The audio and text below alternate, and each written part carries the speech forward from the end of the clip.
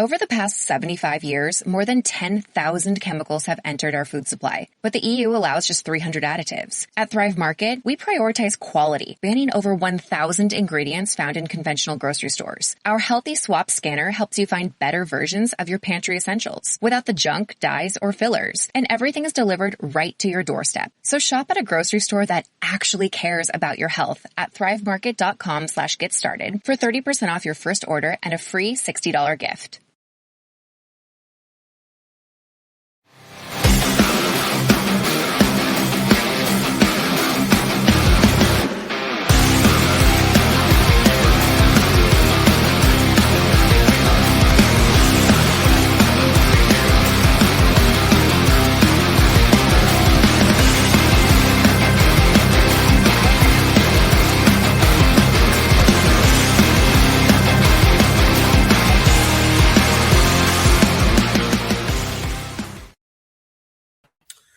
Hello. Okay. Sorry, I'm just adjusting myself. All right. Well, hello, everyone. It's your girl, Gabrielle. Welcome to a brand new episode of Hot Topics. So, I am coming to you from the Brooklyn Public Library. I just want to shout out Brooklyn Public Library. But yes, you guys, welcome to a brand new episode of Hot Topics. If you have no idea what this show is about, where have you been? We have been going strong for, I want to say 10 months now, but that's okay. I definitely want to encourage new viewers. So, this is a show where we like to have that real talk. We like to have that real talk when it comes to things in education, employment, social services, human behavior, finances, all those things, all in the name of education and learning. So today I am excited about, let me just get my banners ready to go. All right. I am excited about this topic because we are going to talk about business, right?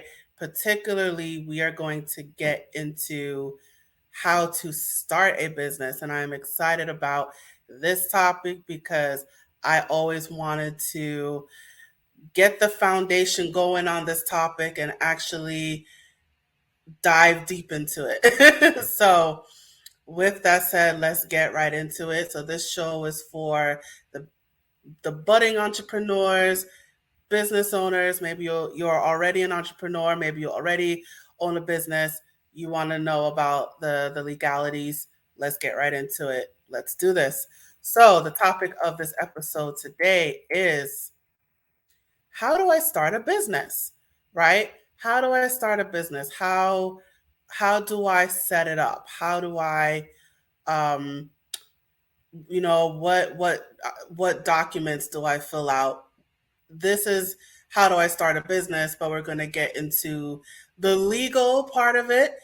In the future, we're going to talk about the tax when it comes to the taxes. That's much later on. But today we're talking about the legal part of starting a business. I know I'm rambling. I'm excited, you guys. I have a guest with me who is going to sit on the hot seat and she is going to tackle this task. Her name is Cecelia Morris, and I can't wait to tell you about her. So let's get right to it. Who is Cecelia Morris? Let me tell you who she is. Excuse me. So, Cecelia is the president and CEO of Taking Charge Incorporated and the founder of Business on Autopilot. She is known as the digital marketing maven and has over 23,000 followers on Facebook, Instagram, YouTube, and LinkedIn, with over 200 online training videos and articles. Excuse me. Along with owning her own Chrome extension software. Okay. Well, it's one small thing I forgot to do for the online viewers. Give me one second, guys. Boom. Okay. Now back to this. Since leaving her 25-year engineering career in corporate America in 2018, she now teaches business owners how to build their brand and business online using digital marketing strategies. Her mission is to help you create the success you desire by being your guide, coach, mentor, and friend. Ultimately, she wants to help you to take charge of your own life and business like she does for herself and her clients. She resides just outside of Dayton, Ohio, but Indianapolis, Indiana will always be where she calls home. Ooh, I fubbed that a little bit. All right. So let's bring Cecelia to the stage. Hi, Cecelia. How you doing today? Hey, Gabrielle. Thank you for having me. I'm excited to be here. Yes, yes, yes. So we're gonna talk about the legal uh the legal part of starting a business. So let's get right into it. Let's do So it. all right. So we have our budding entrepreneur. They're going to start a business. They're going to fill out the legal paperwork. So let's start there. What is the first step? So, the first step is deciding what type of business are you? Are you a brick and mortar business? Are you a service based business? Are you a coaching and consulting business? Because if you are a physical service based business, i.e., maybe you are a stylist, right? Meaning hairstylist, barber, something of that particular nature. Or maybe you are a brick and mortar business. Maybe you're a restaurant, or I just went to this really cool vegan place the other day. But yeah, so maybe you're a restaurant, or maybe you're a lawn care company. So it depends on the type of business that you are. That will determine the best business entity that you want to set up for yourself. So if you are a customer facing business, meaning that you're going to have direct contact with your customer in the form of, say, a restaurant, a cafe, a hairstylist, a lawn care technician, anything that is going to be customer facing and having direct customer contact, then you might want to consider setting yourself up as an LLC, which stands for a limited liability corporation. One of the examples that I use is lawn care, because we're in that time of year where we're cutting the grass. And as a lawn care technician, if you are a limited liability corporation, in the event a rock jumps up from the lawnmower, smashes into the living room window, and then smashes into the Picasso on the wall, you don't want to be personally on the hook to replace that window and Picasso. As a limited liability corporation, the homeowner, well, you'd have insurance, first of all, so that wouldn't fall under you. But if your insurance doesn't cover the cost of that Picasso, the homeowner cannot sue you and your assets personally. Same thing if you're a restaurant, somebody gets sick in your restaurant, they can't come after your personal assets. So the whole point of a limited liability corporation is to protect your personal assets. If you are a non-customer facing service-based business, such as myself, a digital marketing agency, then you would want to consider setting yourself up as an S Corp. An S Corp is the perfect business entity for you because, again, there's nothing that someone would try to sue you for to get your personal assets as long as you have your client contract set up correctly. So that's kind of the two business entities that I would recommend. And just for disclaimer, I am not an accountant or a CPA, but I have one in my business, my CPA, Brad Stevenson. You can find him at ohiocpa@yahoo.com. He is a CPA, and back in April for Financial Literacy Month, he did a presentation for me and my tribe to educate all of us on the different types of business entities and how we should set ourselves up. So that's where I'm sharing all of this knowledge with you and your audience today, Gabrielle. Thank you. Thank you so much for that. So you brought up LLC, you brought up S Corp. Mhm, There's a few other types out there. mhm. For the sake of information, can you talk about those? We have sole proprietorship. We have C corps. I'm trying to think of what else.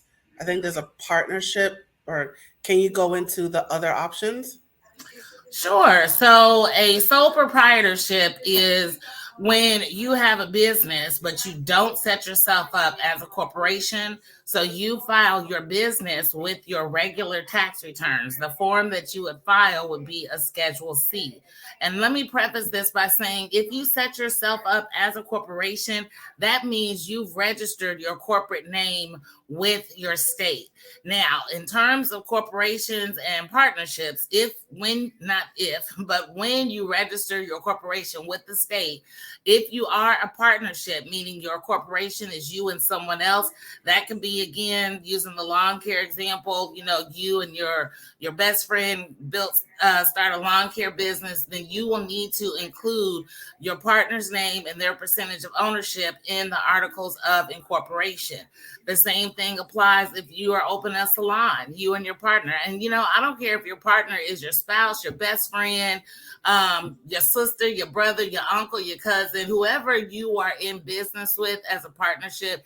It is so important to establish not only the percentage of ownership, but also the percentage of profits as well. So that is so important. And in order to truly be a corporation, not just to call yourself one, you do need a file in your state to be listed as a corporation in your state of where you're going to do business. So partnerships are not business entities per se. It is how you are setting yourself up as a business. If you are going into partnership with someone, then I do suggest you set yourself up as an S Corp or an LLC, because again, that just puts everything in place. It's all good and things are great when business is good, but when business starts to go south and things aren't going so well, that's when the ugly comes out. So if you establish this up front, if you are getting into a partnership with your articles of incorporation and percentages of ownership, then there's no hard feelings if things go south or the business has to dissolve. Now, a C Corp is when you are, really, really big and you're going to start giving away shares of your company to other people. That, for instance, would be like a Delta, like a Procter and Gamble, like Frito-Lay. And if you're going to be big like that, and maybe you have aspirations to one day be on the stock exchange, then you will want to set yourself up as a C Corp. The good thing about business entities is you can always change your business entity at any given time, as long as you file the appropriate paperwork in your state. So those are the corporations. Again, partnership is not a business entity per se. And sole proprietorships are, I have a friend of mine. He works as a mechanic for a major dealership in my area during the day, but by night and on the weekends, he repairs people's cars. Now, which I've cautioned him about tons of times, has decided not to be an LLC, totally his choice, but that means he's a sole proprietor and he files his business profit and losses as a Schedule C with his taxes at the end of the year. If you are a corporation, you will file a separate schedule for your corporation, and then you will include those profit and losses on your personal taxes. So, but it's not something you file with. You file it with your taxes, but you're filing it as a separate business entity with the state and federal government first. I hope that makes sense, and I hope I didn't get everybody's eyes glazing over. Yeah, it's a lot. It's a lot to digest there. So in regards to being a sole proprietor, that could easily just be someone's side hustle, right? So if someone is the lemonade stand, right, or tutoring or babysitting, right, that can easily just be someone's side hustle. They get some pocket change, right? So baking cupcakes, just any kind of side hustle type thing. Yep. So what is can you talk about the benefits of um, registering as a sole proprietor as opposed to just staying as a side hustler or an independent contractor? So you don't have to register as a sole proprietor, right? You don't have to register with your state.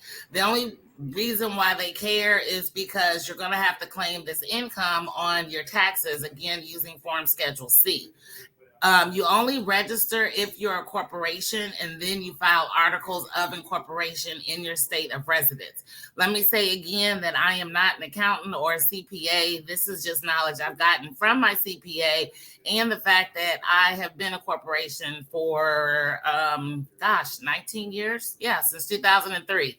So that's where I'm sharing this knowledge from. But again, contact a CPA in your state. I usually wouldn't differentiate between an accountant and a CPA, but because of the training that I got from my accountant back in April, a CPA is the next level up from an accountant, because CPAs are required to get so many continuing education hours every year, and they're also qualified to recertify and get to maintain their licenses. So a CPA is definitely a little more in depth than just an accountant.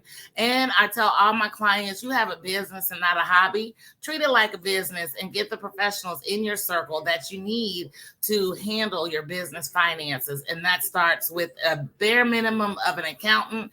But if you can't afford it, get a CPA.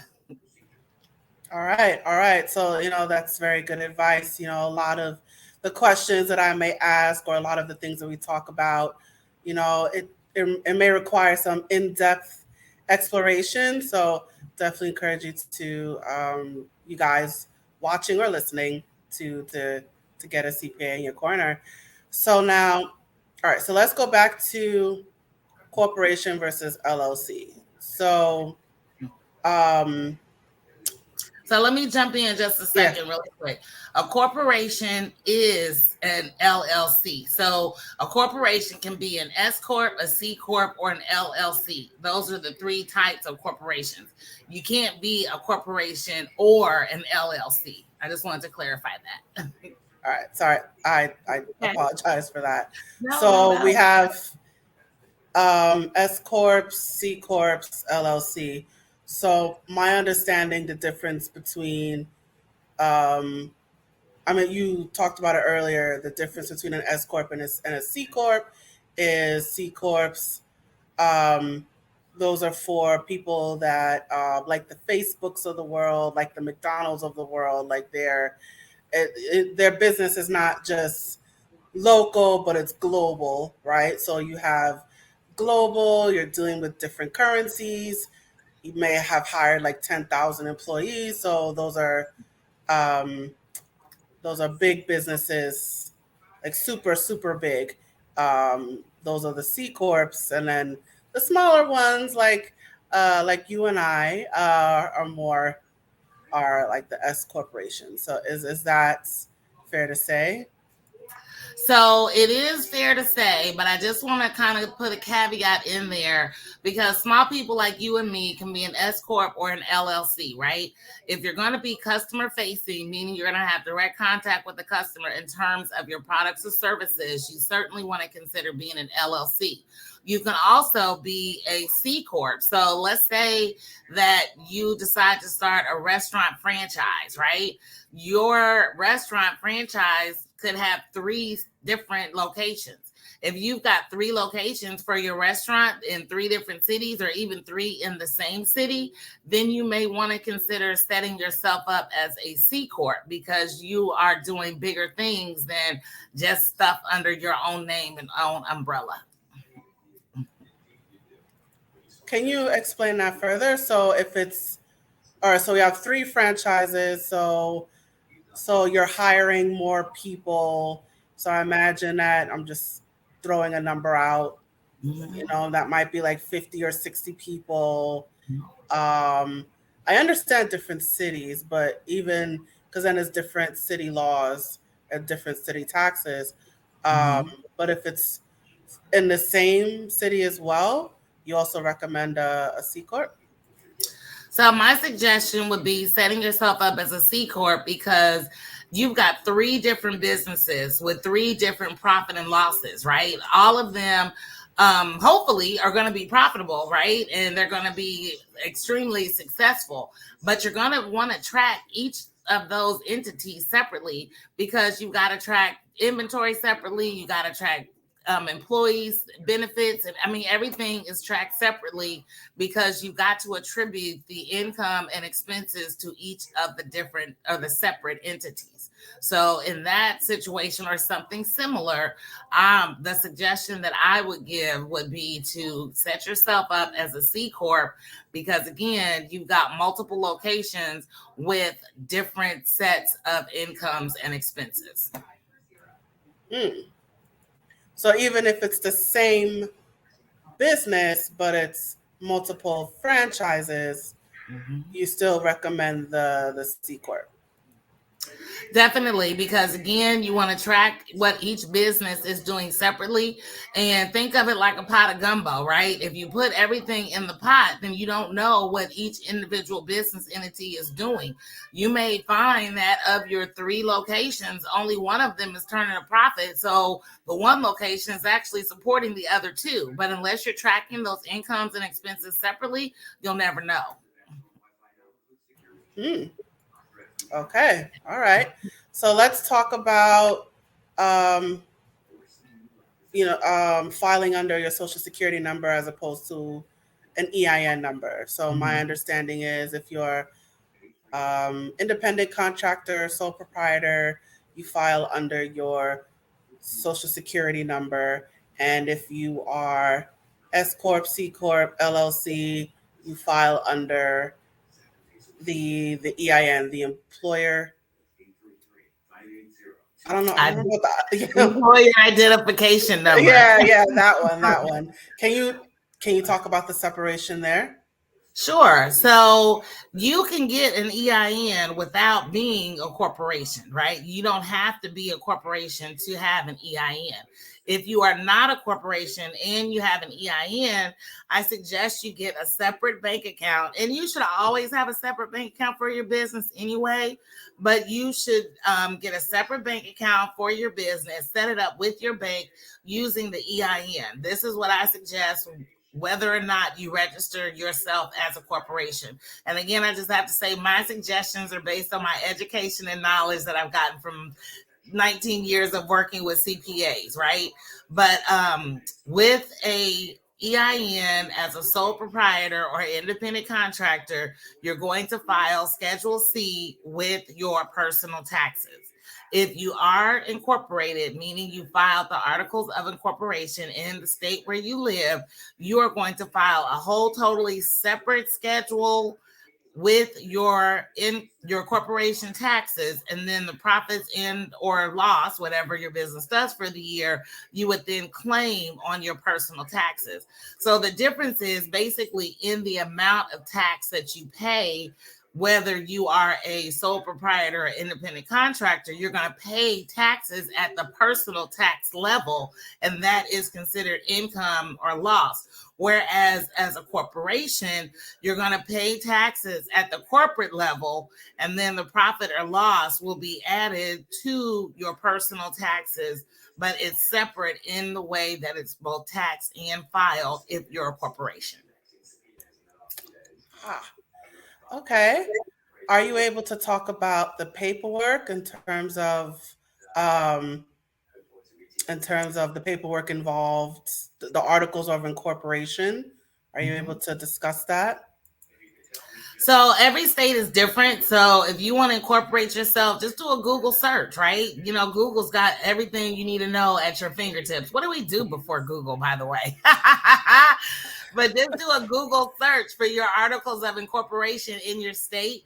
It'll tell you how to file. It'll tell you the fees. It'll let you know everything that you need to do. And then get a CPA. or an accountant if you can't afford a CPA right now. Your CPA will not only let you know the best entity to file, but they will be the ones to file your taxes for you at the end of the year. Again, I can't say it enough. If you're a business owner, quit treating your business like a hobby. Quit trying to TurboTax or H&R Block your taxes. Get a professional. Nothing against H&R Block, nothing against TurboTax or any of the other pop-up entities that come up at the beginning of the year. But having a CPA gives you somebody who is not only familiar with you and your business, but they also are familiar with the type of business that you have. So when I first got started in this world, my primary income from my business was through network and affiliate marketing. So I wanted to have a CPA that was familiar with my business entity, because not only does it help them file my taxes correctly, but it also lets me know what sort of deductions that I'm able to take as they relate to my business. So in answer to your question, the paperwork is out there on Google. Just search articles of incorporation for your state.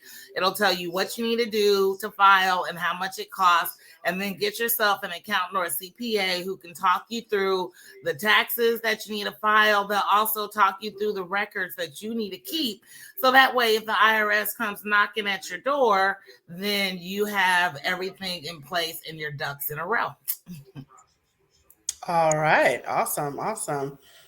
All right. So you mentioned before about someone with an LLC, if someone were to sue them, it wouldn't affect their personal assets.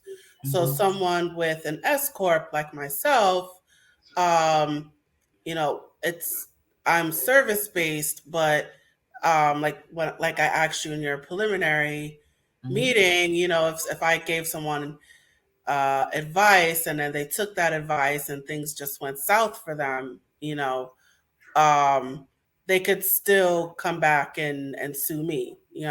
So what do you recommend for that, for someone who doesn't have an LLC, they have an S corp, but while I'm well, we're not well, I guess me, I'm not giving out a physical product, it's a service, but someone could always turn around and sue me. So I suggest anyone who is working in a non-customer facing service-based industry, you need to have a client agreement or a client contract. And the terms of that agreement need to say things, talk about arbitration if there's a disagreement. It needs to say things about non-disparagement, so they can't trash you on Facebook. It needs to say things about mediation. So in the event arbitration doesn't work and it goes to mediation, how is that mediation handled? So you should have a contract to protect yourself and your client, so everyone is clear on the expectations. I am a Facebook ads coach and I'm the digital marketing maven, right? That is my moniker. But I'm not going to guarantee you that if I help you run Facebook ads, I'm going to increase your sales tenfold, or you're going to get 50% more customers coming into your door. Those are not things that I can guarantee. But what I can do is guarantee that you're going to create a successful Facebook ad that's going to give you results. That I can do. But again, everyone who's doing business, if you are interacting with another person, you need to have some sort of contract or client agreement in place to protect yourself and the other person, and to set clear expectations for the services that you offer.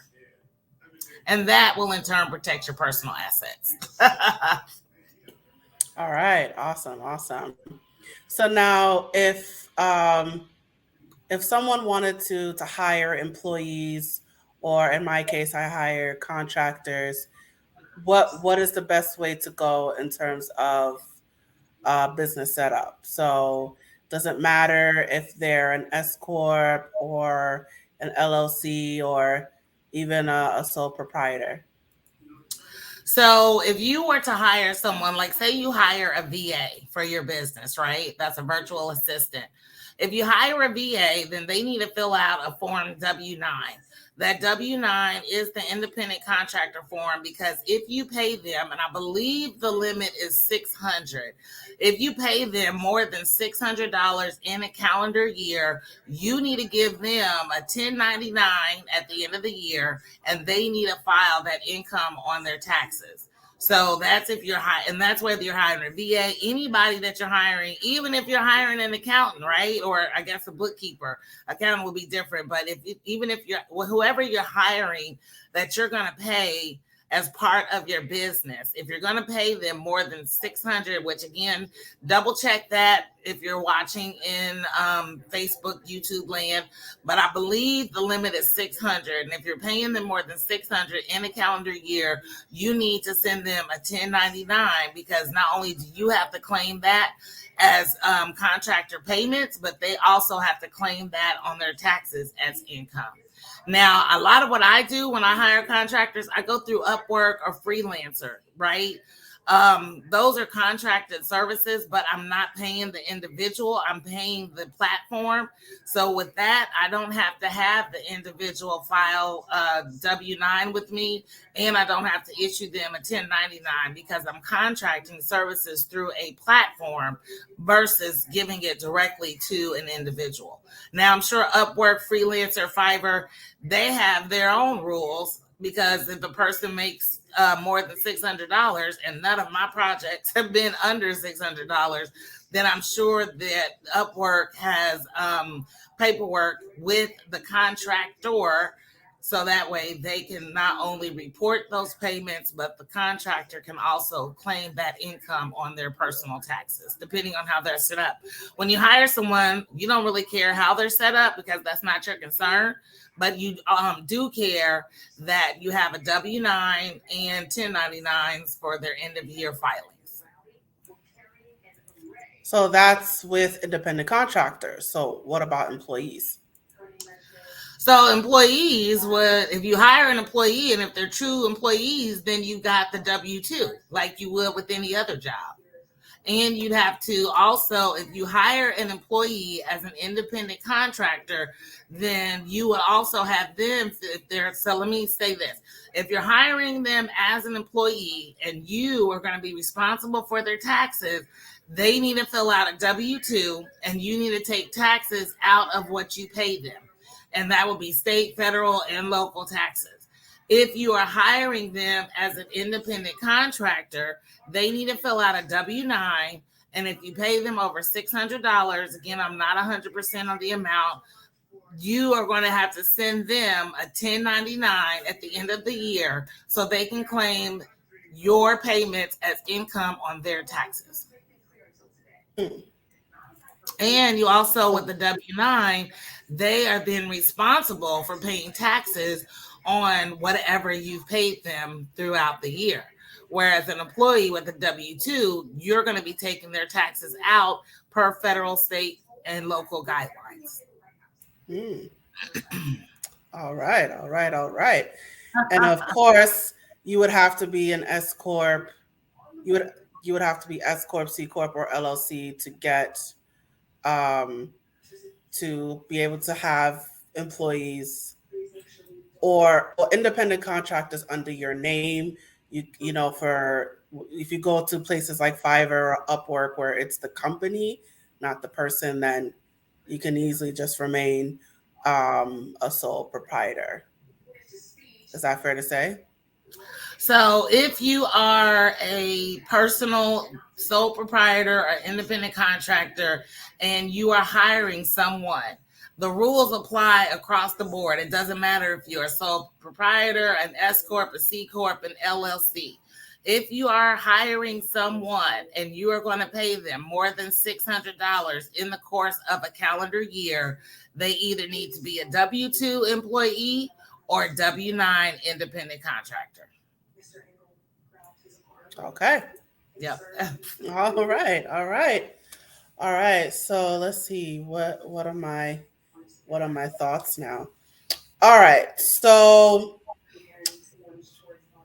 now I believe to switch from an S corp, let's say, to an LLC, you would have, or the other way around, LLC to S corp, you would have to dissolve one and start a new business. Is that right? If you are changing the name, then it is best to dissolve one and start another. If you are using the same name, then you would just file a change on your current articles of incorporation with your state, noting the date of the change and the change in the entity. Mm. Okay, all right, all right. So you're definitely giving us a lot of things to think about. So of course the best practice, of course you want to discuss everything with a CPA. Mhm. Um okay. I So I've got can't. a couple of questions that came through. Is it okay if I go Oh, they ahead? came through? Oh, okay.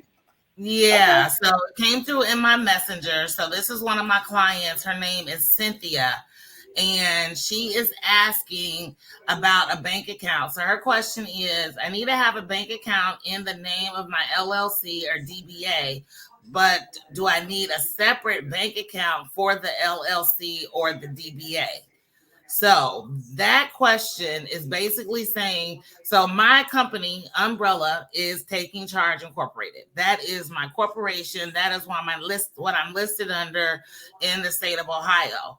But I've got my Chrome extension software as one business. I've got my mobile app as another business. And I've got my Facebook ad coaching and digital marketing agency as a third business.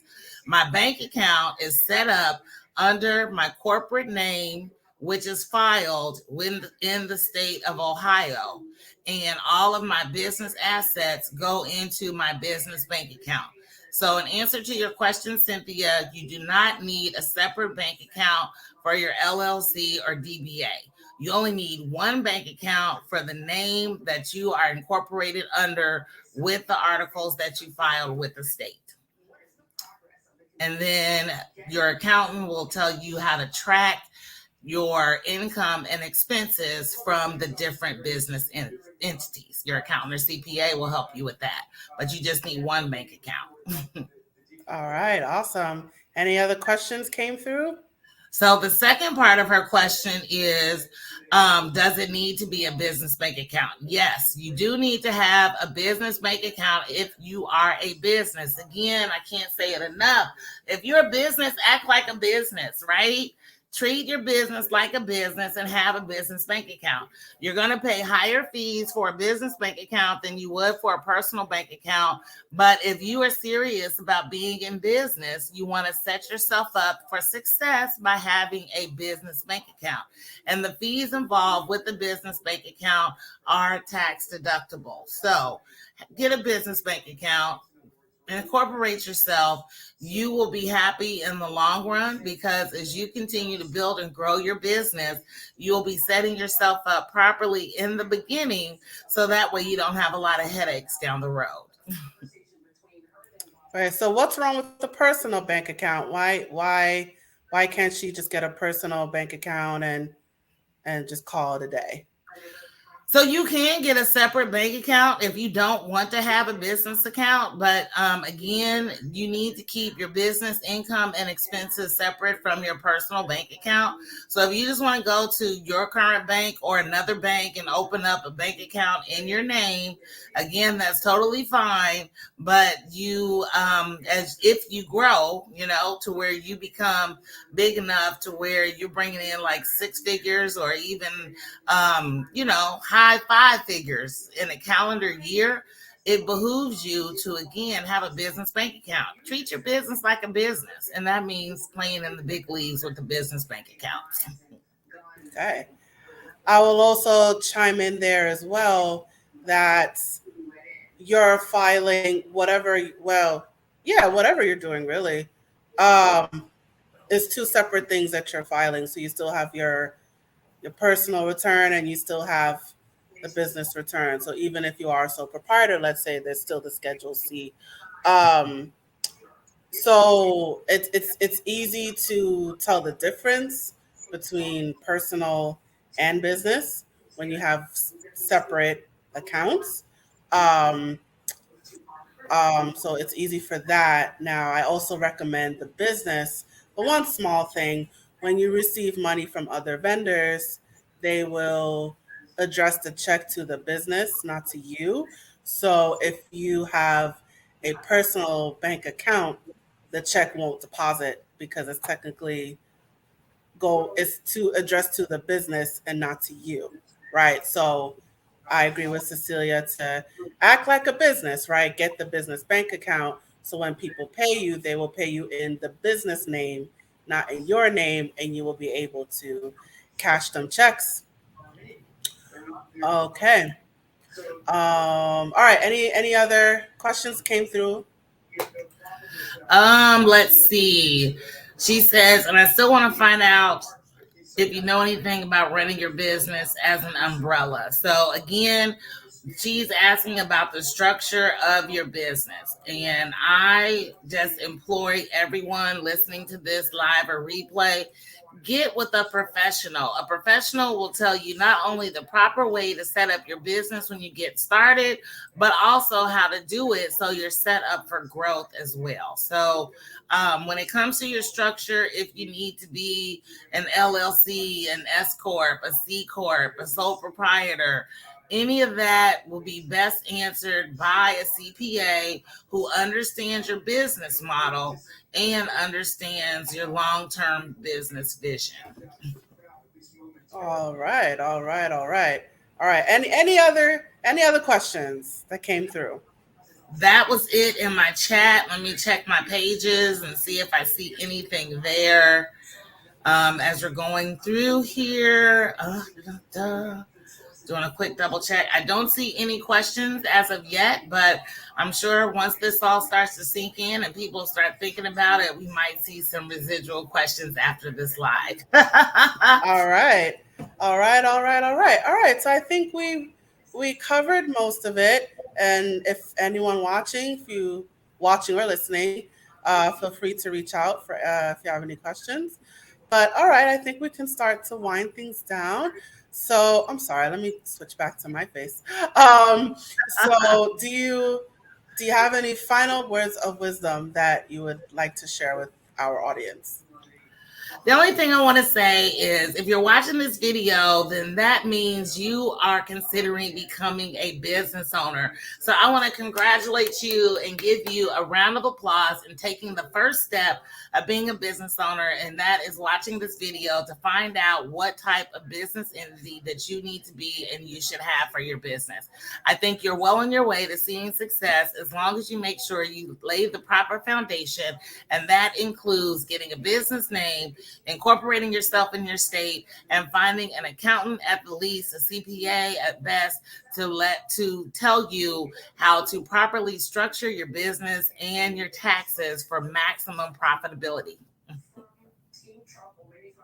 Awesome, awesome.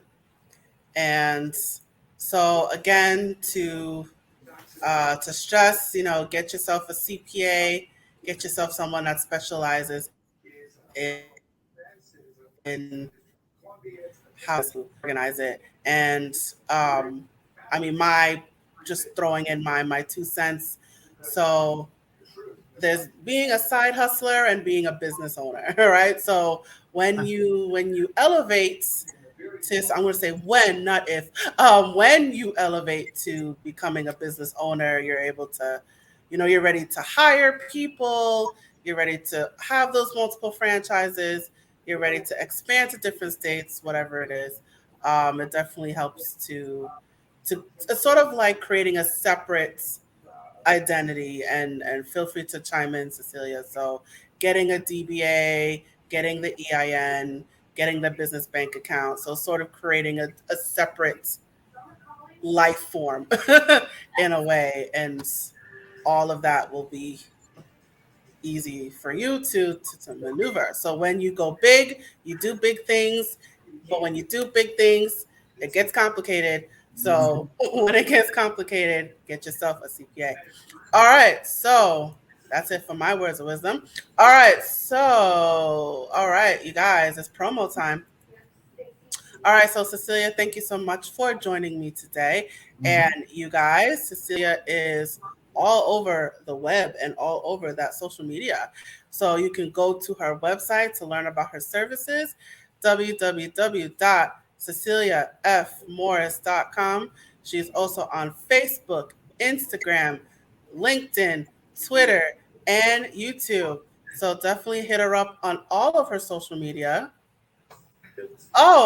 She just gave us her email. Did you want to include that?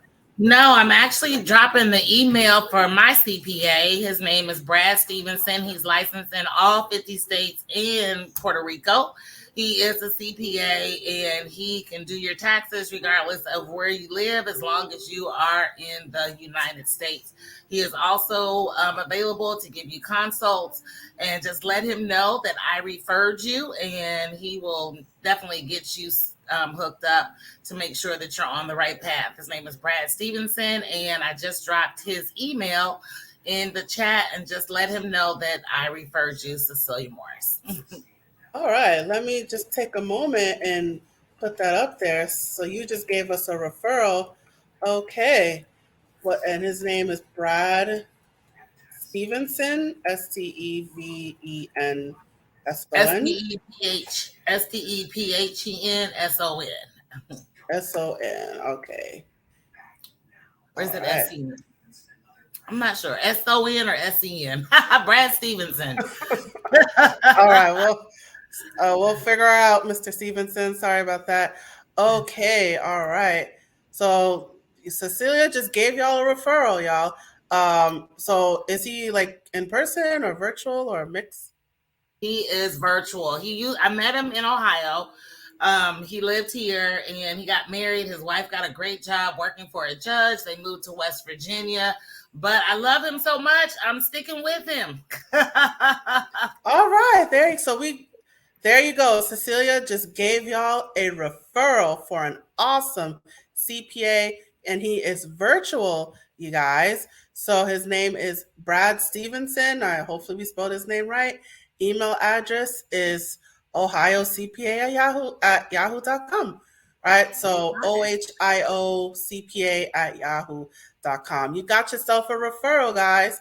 So hopefully you take advantage of that.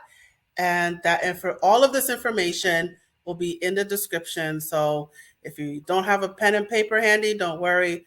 All of this will be in the description. All right.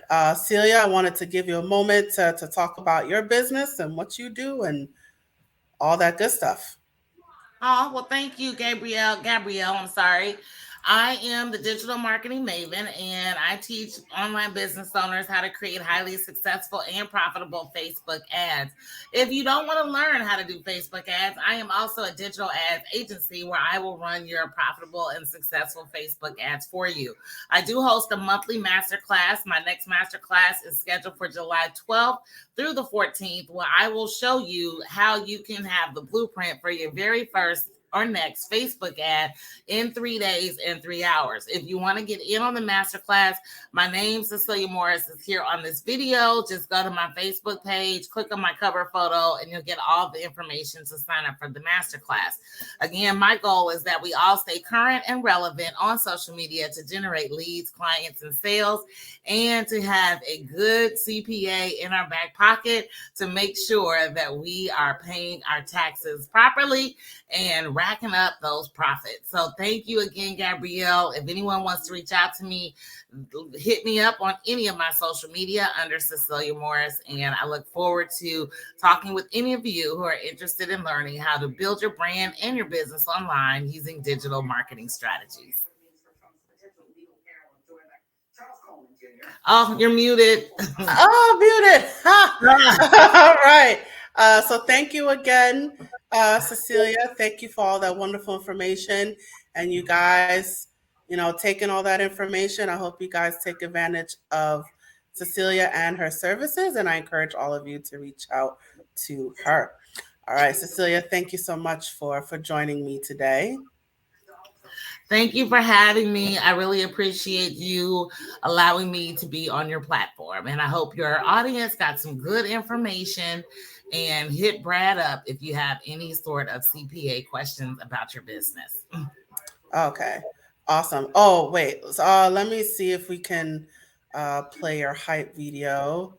Awesome. So give me 1 second as we get my techie stuff together. While you did that, I did share in the comments of your video Brad's email, so you can reach out to him. And I did tell your peeps to let him know that I referred you. Awesome. All right. I'm going to play your hype video right now. Let's see if this works.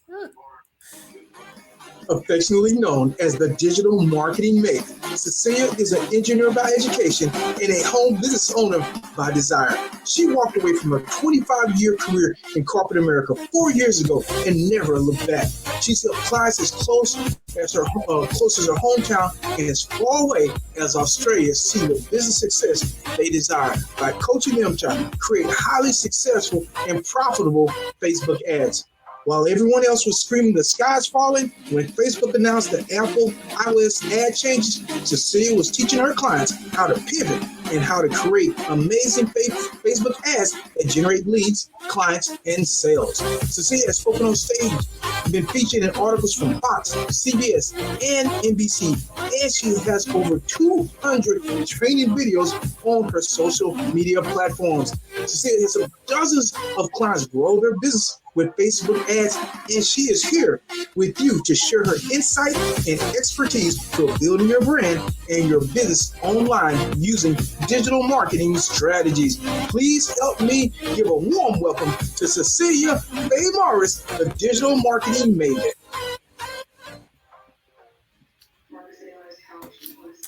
All right. Thanks, Gabrielle. You're welcome.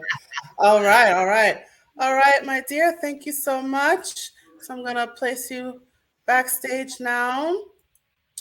All right, you guys. Now it is just you and me in this intimate space. Okay, so you guys, we have reached the conclusion of our episode. Thank you so much for joining us today. So wherever you are feeling my spirit right now, whether that is on audio, whether that is on video, wherever you are taking me in right now, whatever platform that is, please check out our other episodes and don't forget to follow and subscribe. So if you're watching this on YouTube or Facebook or Instagram, or you're listening to us on Apple Podcasts, Spotify, or Google, or Deezer, or Spreaker, whatever it is, please subscribe, please follow. We will appreciate the support. And while you're doing all that, please let us know what you thought about this episode by leaving a comment in the comment section or in the comment thread. I would love to hear your thoughts. And as a reminder, this podcast is a production of A Step Ahead Tutoring Services. So if you would like to learn more about our company, the services that we have to offer, if you're looking for a tutor for yourself or for your child, please reach out to us. Our website is www.astepaheadtutoringservices.com, and we are all over social media as well. Instagram, Facebook, Twitter, YouTube, right? So we're all over the place as well. All of our information is in the description, of course, and is also on your screen for those of you happen to be watching this. And I want to make this note that if you mention that you heard about us from Hot Topics, we will give you 15% off 6 hours of tutoring. I am going to say that again. We will give you a 15% discount off of 6 hours of tutoring when you mention that you heard about us from Hot Topics. So that should be an incentive for you to get that tutoring. And I also encourage you to sign up for our email list and our texting list. Stay in touch with all that is A Step Ahead Tutoring Services. You will receive exclusive promotions, discounts, offers, everything in between. So I encourage you guys to sign up for our email list and our texting list, all of which is in the description. So all you have to do is just, look at the description. It's going to be all there, you guys. All right, so I am going to share this final message before we officially close. Hey there, have you heard of us? We're a small team of tutors here at A Step Ahead Tutoring Services. We believe that education and information should be accessible to everyone, regardless of income, race, or creed. We're dedicated to making this happen, but we need your help. Please consider making a donation to our company. No amount is too small. Your donation will allow us tutors to remain employed, offer free and low-cost services, put on productions like this web series, and reach out to families nationwide. With your help, we can tackle the academic challenges of our students and the emotional, mental, and behavioral changes that result from these challenges. As a bonus, we can improve our communities in the process. Support us today. Send your donation by Cash App to $ASATS2013, by PayPal or Venmo to @ASATS2013, or by Zelle to success@astepaheadtutoringservices.com. For our Facebook Live viewers, you can also send us a star. Your support means a lot to us. Please note, we're a for-profit company. We're not a charity. Your donation may not be tax deductible. Please consult a tax professional.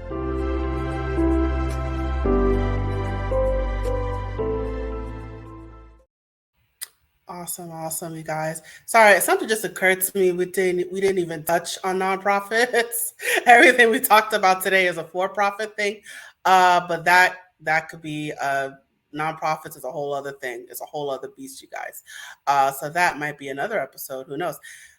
All that to say, thank you so much for joining me today, and I look forward to seeing you at the next episode. Thank you again, you guys. And now I am signing off. Bye.